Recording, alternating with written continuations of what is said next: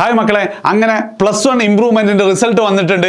ഇന്ന് ഉച്ചയോടുകൂടി റിസൾട്ട് വന്നിട്ടുണ്ടായിരുന്നു. അതുകൊണ്ട് തന്നെ റിസൾട്ട് എങ്ങനെ നോക്കാന്നുള്ളത് ഈ വീഡിയോയിൽ പറയുന്നില്ല. കാരണം ഓൾറെഡി നിങ്ങൾക്ക് സ്കൂളിൽ നിന്നൊക്കെ റിസൾട്ട് കിട്ടിയിട്ടുണ്ടാവും അല്ലേ. പക്ഷേ ഇവിടെ എന്താണ്, ഒരുപാട് കുട്ടികൾക്ക് ആകെ സംശയം, എല്ലാവർക്കും മാർക്ക് കൂടിയിട്ടുണ്ടോ, എനിക്ക് മാത്രമാണോ മാർക്ക് കുറഞ്ഞത് എന്നുള്ളത്.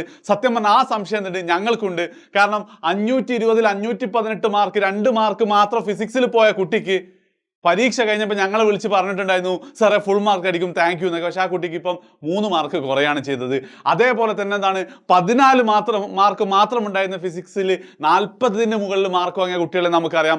അതുകൊണ്ട് തന്നെ മൊത്തത്തിൽ ഇംപ്രൂവ്മെന്റിന്റെ വാല്യുവേഷൻ ടൈറ്റ് ആക്കിയിട്ടുണ്ടോ ഇല്ലയോ എന്നുള്ളതിനെ കുറിച്ച് ഇപ്പം ആകെ കൺഫ്യൂഷനാണ്. പക്ഷെ നമുക്ക് എന്ത് ചെയ്യാം, നമുക്ക് അതിലൊരു തീരുമാനമാക്കാൻ ഏറ്റവും ബെസ്റ്റ് പ്ലാറ്റ്ഫോം എന്ന് പറയുന്നത് ഇതാണ്. കാരണം കേരളത്തിൽ +2 പഠിക്കുന്ന ഒരുവിധം 70% കുട്ടികളും ഈ പ്ലാറ്റ്ഫോമിൽ എഡ്യൂപോഡ് ചാനലിൽ ലൈവ് ആയിട്ടുണ്ട്. അപ്പോൾ നിങ്ങൾ ചെയ്യേണ്ടത് ഒരൊറ്റ കാര്യം മാത്രമാണ്. നിങ്ങൾ ഇംപ്രൂവ്മെന്റ് എക്സാം എഴുതിയിട്ടുണ്ടെങ്കിൽ നിങ്ങൾക്ക് മാർക്ക് കൂടിയിട്ടുണ്ട്, ഈ ഫോർമാറ്റിൽ ഒന്ന് കമന്റ് ചെയ്യുക. മാർക്ക് കൂടിയിട്ടുണ്ട്, ഫിസിക്സിലാണ് ഫസ്റ്റ് 65 ആയിരുന്നു, ഇപ്പം അത് 78 ആയിട്ടുണ്ട്. നിങ്ങളത് എങ്ങനെയാണ് അങ്ങനെ കേട്ടോ. ഇനി മാർക്ക് കുറയുകയാണ് ചെയ്തതെങ്കിൽ മാർക്ക് കുറഞ്ഞു, ബയോളജിയിൽ 77 ഉള്ളത് 75 മാർക്കായി. അപ്പോൾ ആ ഒരു രീതിയിൽ നിങ്ങളൊന്ന് കമന്റ് ചെയ്ത് കഴിഞ്ഞാൽ ഏകദേശം എന്താണ്, അടുത്തൊരു 2 മണിക്കൂറിനുള്ളിൽ നമുക്ക് എന്ത് ചെയ്യാൻ പറ്റും, ആ ഒരു കാര്യം തീരുമാനിക്കാൻ പറ്റും, മാർക്ക് കൂടിയുണ്ടോ എന്നുള്ളത്. സോ മാക്സിമം നിങ്ങൾ എല്ലാ ഫ്രണ്ട്സിനും കൂടി എന്ത് ചെയ്യുക, ഈ ഒരു വീഡിയോ ഷെയർ ചെയ്ത് കൊടുക്കുക. ആൻഡ് ലാസ്റ്റ് ഒരു കാര്യം കൂടെ, ഇൻ കേസ് നിങ്ങൾക്ക് ഇംപ്രൂവ്മെന്റ് എക്സാമിന് മാർക്ക് കുറഞ്ഞാൽ നിങ്ങൾ ടെൻഷൻ അടിക്കണ്ട.